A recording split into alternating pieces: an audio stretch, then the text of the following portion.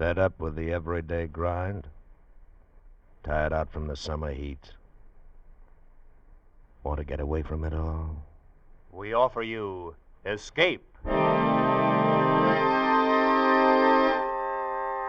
Escape, designed to free you from the four walls of today for a half hour of high adventure. You are clinging precariously to a diving, pitching longboat, lashed by mountainous seas in the middle of a hurricane. And at the helm, driving you on, is a man bent on revenge and willing to kill for it.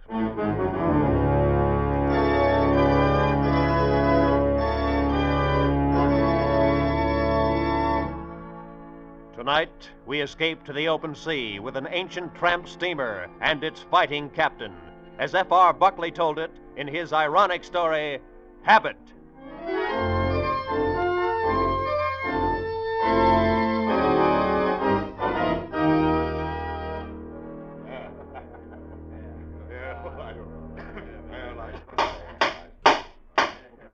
Very well. The court has no more questions.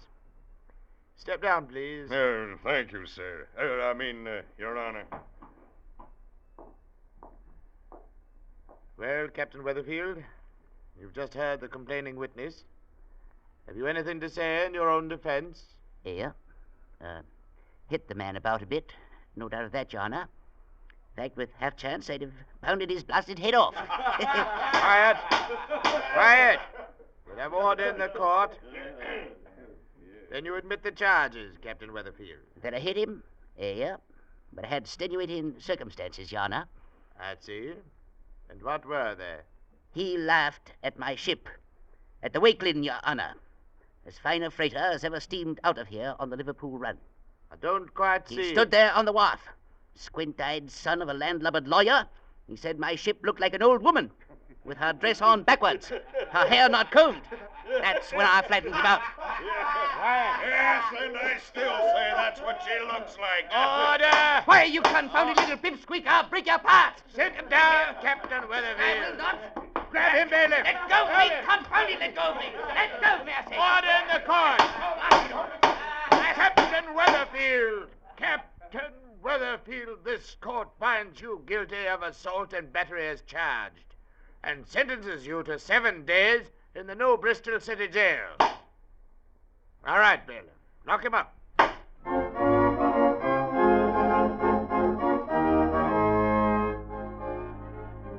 And that's the way it started, with the captain getting 7 days in the New Bristol jail. Yeah, but it went a whole lot further before it was over.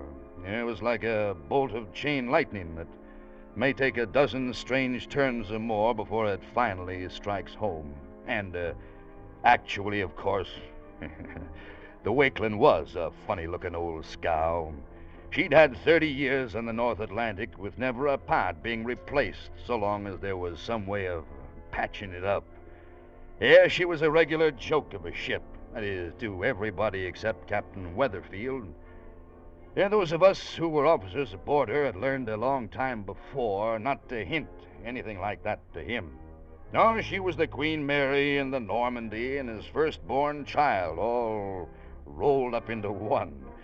So you can bet your life we all kept sober faces when the captain finally came aboard at the end of the week. Mr. Connolly? Yes, sir. Well, everything in order? Will we be able to sail in an hour? Yes, sir. I've been keeping her ready for the last 4 days, just in case That we will do. might, I'm fully aware that we're 4 days past schedule. And the reason for it will not be discussed on board. Is that clear? Yes, Captain.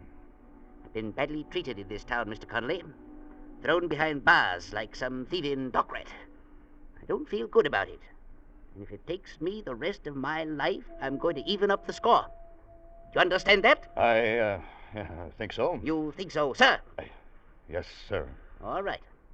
Then button up your collar and go get up a head of steam.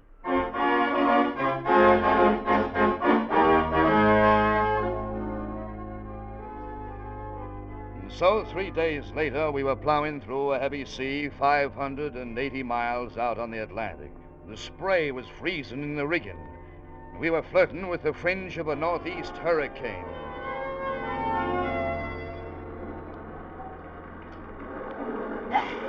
Blast this double-blasted, confounded wind. Mr. Connolly! In here, Captain. Well, how's she looking, Mr. Connolly? Not so bad. We're taking the seas in our quarter, and so far we're making only about 4 inches of water an hour. 4 inches of water an hour, sir. Yes, sir. Good. Then we'll take a chance on it. Take a chance on what, sir? A distress message. Just picked it up in the wireless shack. Oh. Here, take a look. Mm-hmm. The freighter Johannes out of New Bristol. Main shaft broken, auxiliaries out of commission, shipping water fast. Latitude 4630, longitude... let me see. Yeah, they're about 90 miles from us, northern or west. Yeah, that's right, Mr. Connolly. Lay out the course. What? We should sight her sometime round dawn. If we hold to full speed all night. Full speed? Dead into a hurricane? Why, the Wakeland would fall apart in 2 hours. I doubt it. She's a good ship. Lay out the course. Yeah, but the Johannes is right in the main shipping lane. Somebody else is bound to pick her up before morning anyway. Mr. Connolly, we can hope not. What do you mean, hope not? Evidently you didn't notice her registry, Mr. Connolly. She's out of New Bristol. Well, what of it? That, as you may recall, is the town that threw me into jail. Gotten all the papers. Like as not, my daughters up in Maine have probably read about it by now. I'll not have them thinking their father's a man who does nothing but go around punching people in the noggin. All right, but what's it got to do with this? I'm going to be alongside the Johannes before anybody else is, Mr. Connolly.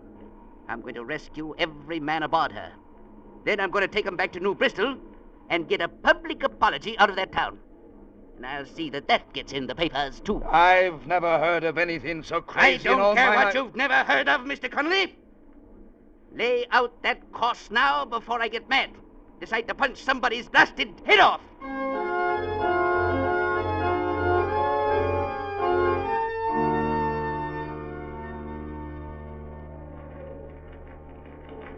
Well, the little cock of the walk made good the first part of his plan all right.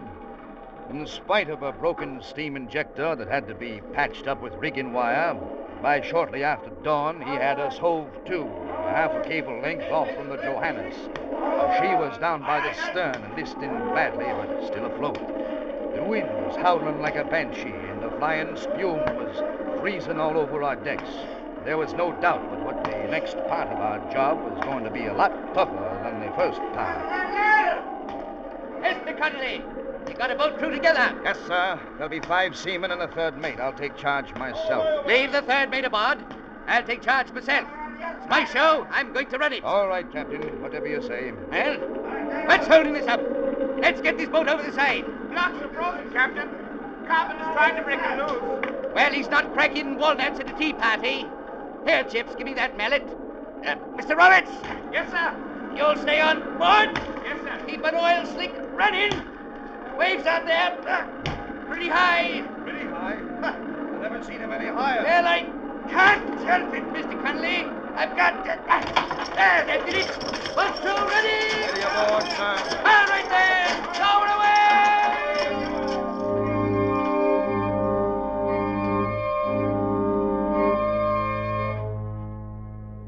For the 7 of us who went overside in the longboat, that command was the beginning of a nightmare. If things had been bad up on the Wakeland's deck, they were 100 times worse down there in the very midst of that smashing, that tumbling maelstrom of water and wind. A continuous driving spray was torn from the wave crests and froze solid on the gunwales and the boat seats and on our faces. One man bailed constantly while the others pulled away on the oars with bleeding hands. And even then, we were never far from foundering. Captain Weatherfield sat in the stern and shouted orders none of us could hear, but we could see his face, and that was enough to keep us at it. With a halo of sheet glass around his sou'wester and his gray beard turned to a frozen mass of jumbled icicles, he looked like Neptune come to life, or maybe even more like the devil himself.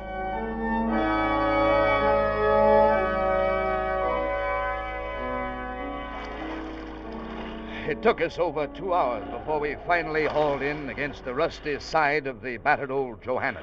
Ahoy, the deck! Aye, sir! Been watching you! What do it matter? You'll have to jump for it. Can't use a ladder. Sea's too heavy. Understand? Already here! Wait till we come up on a swell. We'll hold as steady as we can. Stand by. No, not yet. Good Lord, he fell on the gunwale. Blasted fool told him to wait. He smashed in his chest. Why, it's the captain of the ship. Then he had no business jumping first anyhow. Haul him aboard, Mr. Conley. Get him out of the way. All right. Ready on deck? Aye, aye, sir. All right, there. Steady. Now. Good. Stow that man aft there. On deck. Wait for the swell. Wait. Now. Get him, Connolly. I'll blast the sea. You on deck. Jump now. Wait. You men help him out there. Here comes another. Catch him. Haul him in, Connolly. Good. Back horse, you. Stand by. Fore and aft flanker. Here comes another one. Hold her steady. Keep one oar against the side there. Anybody else up there, mister? No, sir. 6 of us. Others lost overboard last night. All right, then. Back off the oars. You there, Polano. Get a hold of that oar. He can't do it very well with only one arm, Captain. What do you mean, one arm? He broke his arm a couple of minutes ago when we bumped the side. Then give him a bucket. At least he can bail. All right, let's go.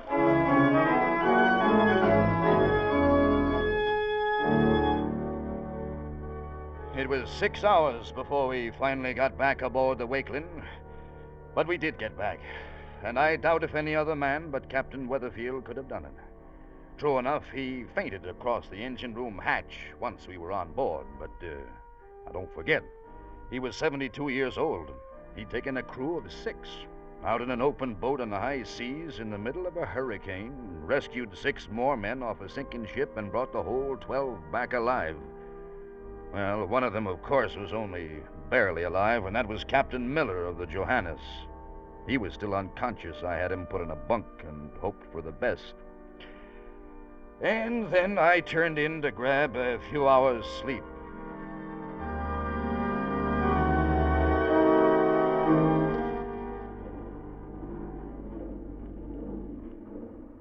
I guess it was sometime after midnight when the third mate called me. I got dressed, went down, woke up the captain. Confound it, Mr. Conley. Can't a man even close his eyes aboard this ship without somebody rousing him out of his bunk? I'm sorry, Captain. Thought you ought to know. Miller's conscious now. Wants to see you. He thinks he's dying. Dying, is it? Yeah. I'll see about that. Where's my pants? Here you are, sir. Thank you. Yeah, might be a good thing if Miller did die, according to his first mate, Larson. Huh? Well, Larson says they had plenty of warning of this storm, but Miller drove straight on into it. He was racing for port. Oh, racing for port. Yeah. Bad business. There'll be an inquiry on it. He'll lose his ticket when they find out. It's also bad business, Mr. Conley, when first mates talk out of turn. Come on. Where is he? I put him in the cabin off the wardroom. The third mate's in there with him now. Mm-hmm. How is the ship heading? Due south. Due south? Well, we're running before the wind. Can't do anything else. I told you, Mr. Conley, to lay a course for New Bristol. I know, but we can't do it. The main boiler's out, and we're on the auxiliaries. It may take 2 days to fix it. Confound the luck. Risk my life to rescue a man. Tries to die on me. Now that bonehead engineer's let the main boiler break down. That's not his fault. It should have been replaced 5 years ago. 5 years ago? What, Mr. Connolly? 5 years ago, sir. Good. Here we are. Oh, glad you got here, sir. I was getting worried. Yeah, it's all right, Mr. Roberts. Here, stand back a bit and hold the light up. Yes. There, that's fine. Evening, Captain Miller. Evening, Captain. You're in some pain, I take it? Yeah. Feels like something sharp. Sticking in my chest. Getting worse. Something sharp, eh? No doubt the broken end of a rib poking into your lungs. Yeah. Guess so. There you are. There you are. Feels like there's a rib gone here. Oh. Well, want to make a statement for the log. Oh, I do. I figure you're getting ready to die. Is that it? Yeah. Not much chance. Shouldn't I jump first? No, you shouldn't have. Understand you was racing for pot. Drove straight into the storm. Yeah. I had to. It's my wife. Her first baby. Wanted to be with her. What's he saying, sir? His wife's thinking of having a baby, Roberts. Oh. Statement. Responsibility. We'll discuss that later, Captain. That lung gets a hole punched in it. You're done for. He's practically done for now. You know, Mr. Connolly, saw a doctor open up a man once, take a broken rib out of him. Think I can remember fairly well how he went about it. And there ought to be some chloroform on board. Captain Weathers. You shut up, Mr. Connolly. Captain Miller, it's one chance in a million, but you've got no chance now. How about it? Anything. Doesn't matter. Be an inquiry report. Better to die. Well, we'll worry about that later. All right, then. Go find that chloroform, Mr. Roberts. Yes, sir. And bring me a bar of soap. Yes, sir. And get a couple of them little knives, whatever they call them, out of the medicine locker. Yes, sir, right away. Mr. Connolly, go wake up that first mate of his. Get him in here. We'll need a witness to Captain Miller's consent. All right, sir. And Mr. Connolly. Yes, sir. Find Chips and borrow his chest of tools. Never can tell what you'll find once you start to open a man up.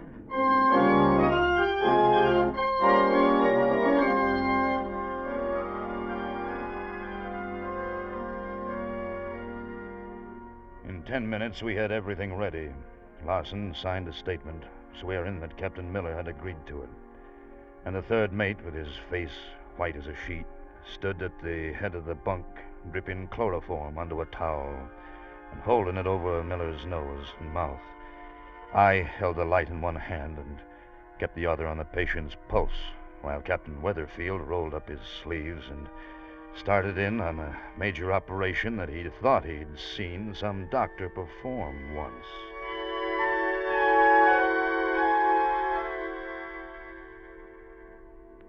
Everything snug and proper. How's he seem to be getting along, Mr. Connolly? I don't know. He's still breathing.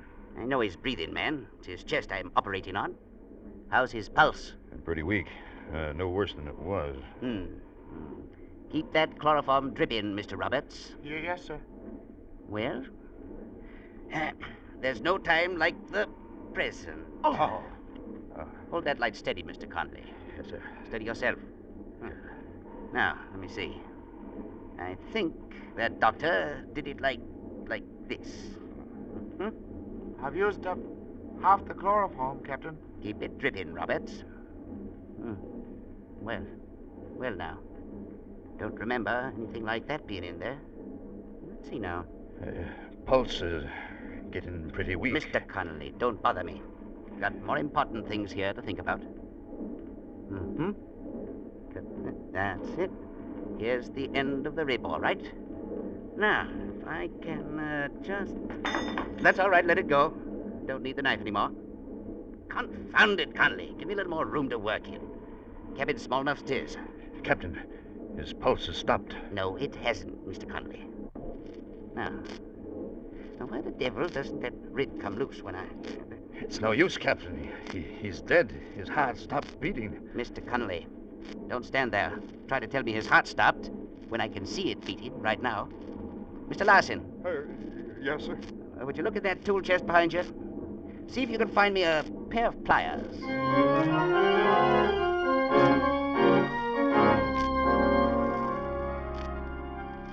I doubt if there's ever been another operation like it before or since. By all rights, Captain Miller should have died 10 times over, right there on the bunk. Only he didn't.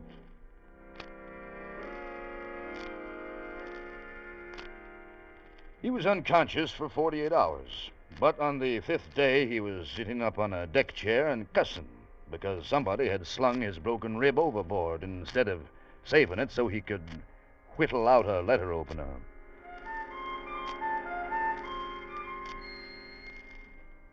We were driven 600 miles to the south before the storm blew itself out, and we got the main boiler back into operation and could lay a course for New Bristol.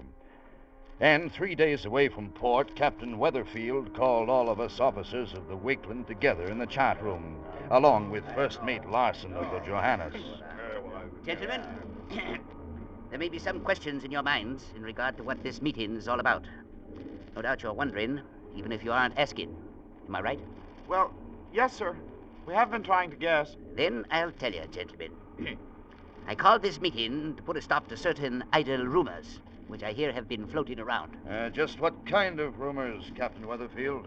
Them which says that Captain Miller of late ship Johannes deliberately drove head-on into a storm while racing to make port.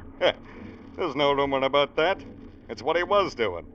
As his first mate, I should know. And I say he wasn't, Mr. Larson. The way I figure it, got caught by the storm without any warning. He gave orders for full speed to try to beat out of it. A couple of hours later, main shaft broke, left him helpless without steerage way. Could happen to anybody. Maybe. Only it didn't. I was there, Captain Weatherfield. I know what happened. And there's 5 of my crew left to back me up. They'll back up anything you say, Mr. Larson. You know that. And there's nothing to talk about. When the Board of Inquiry gets through with Miller, he won't command another ship as long as he lives. So, there's not going to be any Board of Inquiry. Huh? Maybe that's not up to you. Which is what we're here to decide. I don't get it, Captain. Miller's a rat. He was the first one to jump when we come alongside. Anything that happens to him serves him right. Now, why should you stick up for him? My personal opinion of the man has nothing to do with this, Mr. Conley. I say there'll be no Board of Inquiry because it suits my purposes that there be none. And just what are your purposes, Captain? I drove my ship 90 miles off her course in a hurricane, risked my life in an open boat, just for one reason, Mr. Larson. Because I knew you were registered out of New Bristol. Ah, so that's it. Aye, Mr. Conley, that's it. I operated on a man, saved his life just so he could stand up alongside of me, have our pictures taken for the newspapers. I get it. So, you don't want some messy Board of Inquiry throwing scandal in the story of your noble rescue on the high sea, huh? You want to be a blasted hero. Mr. Larson, being a hero has got nothing to do with it. But I am planning to get a public apology out of the town of New Bristol.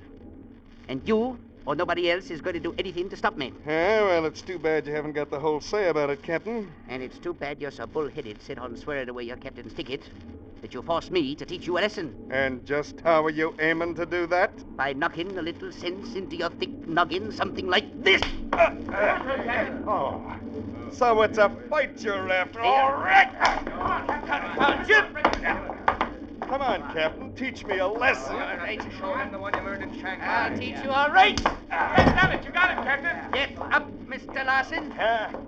I'll get up, all right. Look out! He's got a pair of dividers. So you tried to stab me, would you? Well, Larson, what about it? All right. I'm through. There going to be a Board of Inquiry? No. I'll back up anything you say. Good. What about the rest of you? Anything I say go? Yes, sure. All right, then. Get back on watch. What do you think this is, a peaceful harbor of a Sunday?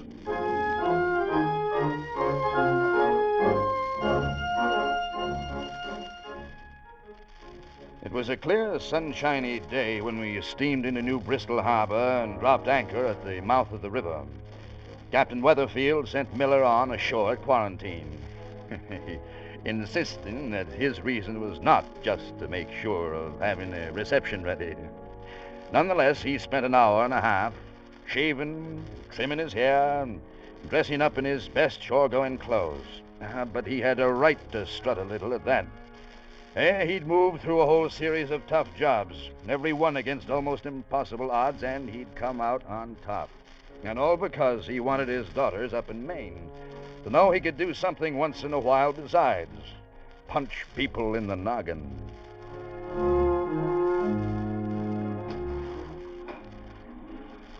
It was mid-afternoon by the time we finally rowed ashore in the longboat, and a good-sized crowd had assembled on the wharf. And when we got in close, we could see Captain Miller waiting by the landing, along with a regular reception committee, all dressed up in striped pants and top hats like a bunch of foreign diplomats. And the head man of the whole layout was the same judge who'd given the captain 7 days in jail. Easy now, Mr. Conley.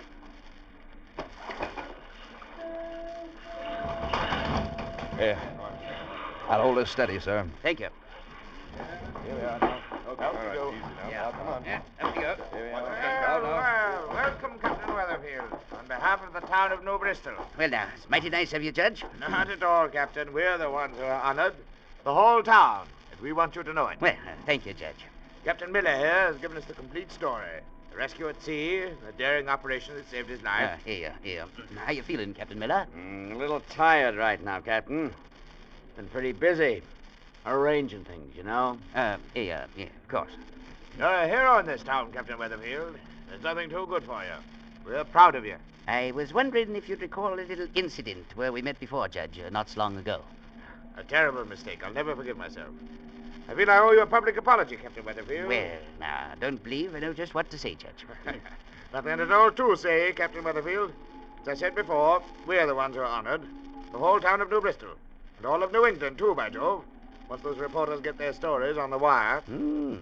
Reporters, eh?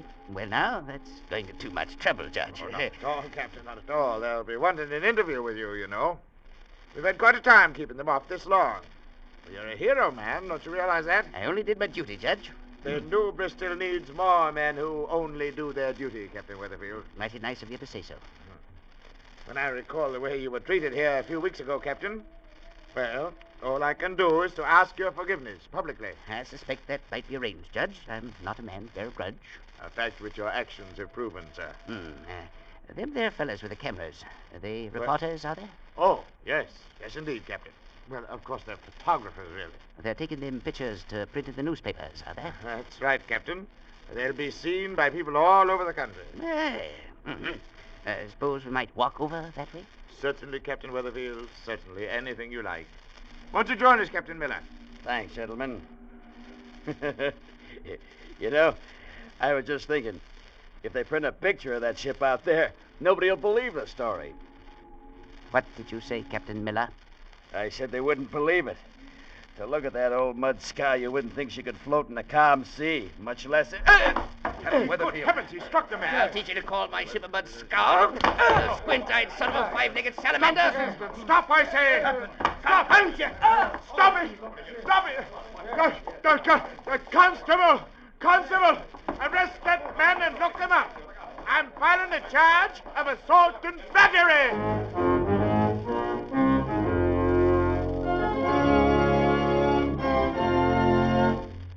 Escape, produced and directed by Norman MacDonald, tonight brought you Habit by F.R. Buckley, adapted for radio by Les Crutchfield, with editorial supervision by John Dunkel.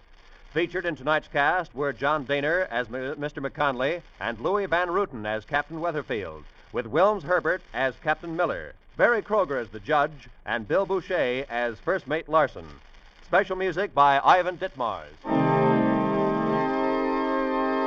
Next week, You are making your painful way over the great India desert, alone and dying of thirst, while behind you, pursuing you, are the fanatical Kafirs, who once bowed to you as king, and now call for your life.